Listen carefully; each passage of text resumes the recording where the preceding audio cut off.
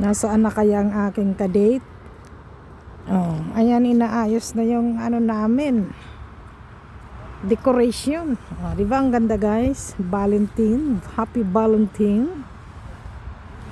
Ang ganda, di ba? Kasi yung umaayos ay hindi maganda. Oh, mamaya niyan may pailaw pa yan. Galing.